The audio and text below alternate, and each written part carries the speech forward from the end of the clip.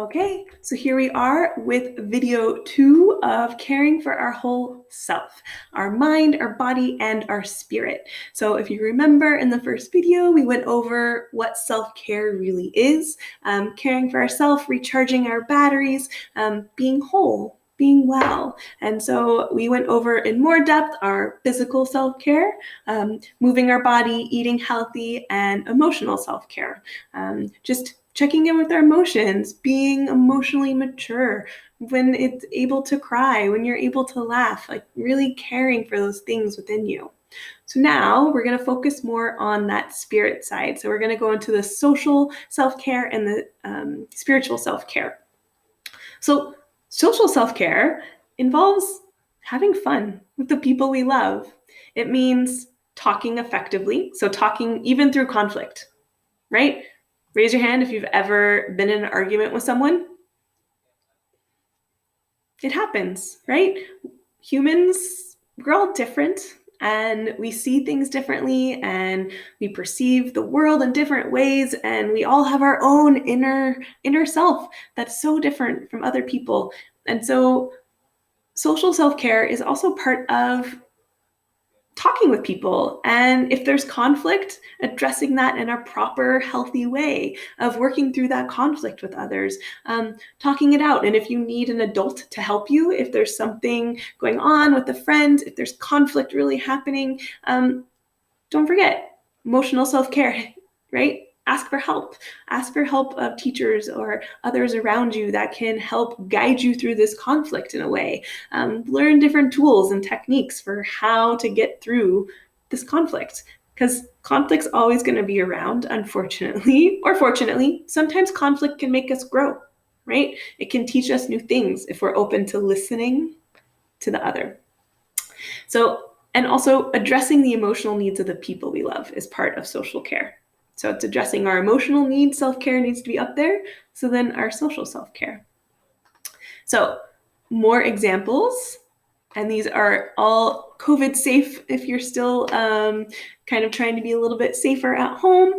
These are ways that you can nurture and deepen relationships with the people in your life in socially distanced, safe ways. So call, text, or video chat a family or friend member. Family. Did you catch that? A friend or family member.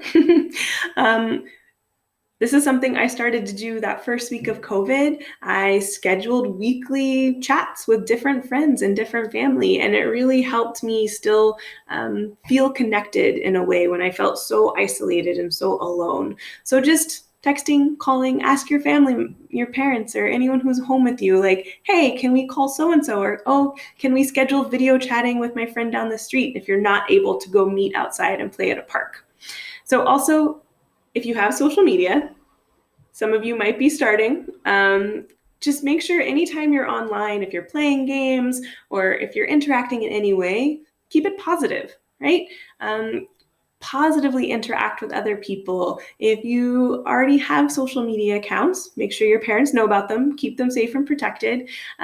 But if you're following people, kind of create a way to make sure your account and the people that you're following are making you feel better, right? And if you read these things and they just make you feel not good inside, and you know what that feels like, you can stop following them or stop using that. I have to do that for myself sometimes. I actually give my phone to my husband to take away, so I don't get too caught in that negativity, right? So this is something that you can easily do. And then also, old school style, write a letter or a card and send to someone. Ask those around you for a stamp that you can put this in the mail. If you have grandparents that maybe are close by or far away, I bet they would love receiving a card or a letter from you in the mail. Maybe draw a picture, whatever that is. Connecting in this way can, even when we can't see each other, we can't give each other hugs, if that's not possible, or if they live on the other side of the world, we can still write a letter. And it tricks our brain when we're writing and we're thinking about them and we're coloring. It helps us feel like we're closer to them. So that's a social self-care for yourself. And then also, you can play virtual games, right? virtual games with your friends or family. Also for my family during COVID, there's a part of my family that were in Spain, California, and Montreal. So we did weekly game nights, kids age 7 to adults in their mid-40s, that we were able to get together. That before COVID, there was never a time in the different timelines, right? If it's like 5 p.m. here, it's 2 p.m. in California, and it's late night in Spain. So finding a time where we're all at home before was difficult. But actually, because of COVID and we were all at home, we were able to play virtual game nights as a family for the first time in a long time, being spread all over. So find those virtual games and connect in ways, okay? So these are social care things that you can do to care for yourself and those around you. And then checklist. So if you remember, hopefully you have that worksheet still. So on one side of the worksheet, there's a checklist, and you had your physical and emotional that you checked off so far. And these are some simple ways to reflect on how you practice your social self-care. Again, it's not graded. You don't need to share your answers with anyone. This is for you. And so check it. I practice empathy. If you practice understanding the feelings and perspectives of others, check that. I spend time with people I enjoy being with, your friends and family. If this is true, check it. I work well in groups. I enjoy learning from others around me and contributing and helping others learn. That's true. Click. I'm able to start and maintain a conversation. And in the conversation, I take turns speaking and listening. Right? This is a skill not all of us have, and that's okay. We have to practice and learn, just like learning to read and learning to do math, learning to speak and listen. It can be really difficult, but we can practice and we can get better at that. And if it's true, click it if you're already great at that. Or I treat others with respect, right? Do you respect others around you? So, and then a blank spot. So if you want to create your own, if there's another way that you participate in social self-care, add it. And spiritual self-care, okay? So spiritual self-care is about getting in touch with our values, what we value in life, and what matters most to our core. It can be driven by the spirit or the soul, and it can aid in giving us a purpose. Like, why do we think we're here? What's our purpose in life? Is it to love others? Is it to help others? Whatever you feel your purpose is it to learn? Is it to become a surgeon? Is it to just listen, right? Whatever you feel your purpose is, think about that. Developing a routine, it's not just religious, but it can be if your family goes to attend services of any sort. But it's deepening our connection with a higher power or our inner self, and it helps create this connection with our values, and it can lead to inner peace. So a few ideas for spiritual self-care.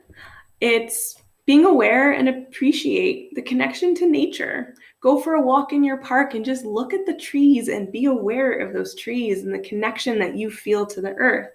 It can be expressing and writing your gratitude if you're thankful. And we're going to talk more about that next month. This would be something that you can do. You can, if it's your family practices a religion, you can attend those services, participate in the rituals and the prayer. This can be your spiritual self-care. Find purpose or meaning to your life. Spend time in nature, meditate. These are all type of ways that you can take care of your spiritual self. And then again, our last checklist, spiritual self-care, read and check off the statements that apply to you. You can also add your own. And again, don't need to share, don't need to score. This is just to reflect, to think about yourself and what you do. So if it's true, just put a check box. I spend time in nature. I take time to listen to my breath or take time to be quiet with my thoughts. I enjoy contributing to the well-being of others or to my community. I appreciate what I have. I feel connected to others, family, friends, or community. Or is there something else that you do? So again, these were our types of self-care, our physical, emotional, social, and spiritual. It's all about finding this balance, right? It's great if we're really, really good with the physical self-care, but if you're emotional, social, and spiritual, if there's not much you do, try to think about things that you can do for those. So our activity is going to be on the other side of the paper, right? So one side had your checklist of the 4 things, and now on the back, it'll look more like this, right? So this is going to be a balance wheel of yourself, of how you care for yourself, physically, emotionally, socially, and spiritually. What do you do? So for example, what I want you to do is for the physical little part of the pizza of the wheel, write all the things that you do or draw, whatever you want to do, what you do to take care of yourself physically. For me, an example is I do yoga almost every day, most of the time. Something for emotional, right? So write or draw something in that part of the wheel. For me, I track my emotions every day. So I actually have like a coloring sheet and I color it. I have different colors that connect to different emotions and I monitor what my emotions were like in that day. Okay. So what do you do to care for your emotions? Socially, what do you do to self-care socially? I try to call or text or FaceTime a friend every day, right? Not just my husband who's here, not just my dog that's here, not my coworkers, though I love some of them and they are sometimes friends, but also a friend. Reach out in some way. That's what I like to do. So what do you do to care for yourself socially? And then spiritually, for me, I meditate every night, most of the time, kind of like yoga. Try to do both every day. Doesn't always happen. So this is a glimpse at what my wheel looks like, but yours is going to look probably very different. What do you do? What do you, my beautiful, beautiful students, how do you care for yourself? And just take note of which little pizza pie has more things, right? If there's more on one, try to think about, and there's nothing on another, that's okay, right? We're just checking in with ourselves. We're giving ourselves a toolkit, an emergency first aid that if we start feeling really drained, if our battery is really drained, I want you to be able to look at this sheet and think about ways you can recharge, right? If you're feeling that drain, this is what this is for. Fill out this sheet and try one of the things. And if it doesn't work for you, you don't feel recharged after it, that's okay. Maybe it's not for you. Try something else and think outside of the box. It doesn't have to be just one of these things, but learn to care for your whole self, your mind, your body, and your spirit, and be well, be healthy. With that, I love you all. I hope you enjoy this activity. You can add color, you can add pictures, you can even make it like a collage if you want to cut out pictures to make it, whatever you want to do to create this inner balance wheel of caring for yourself. Have a beautiful day. I love you all, and I will see you again next month.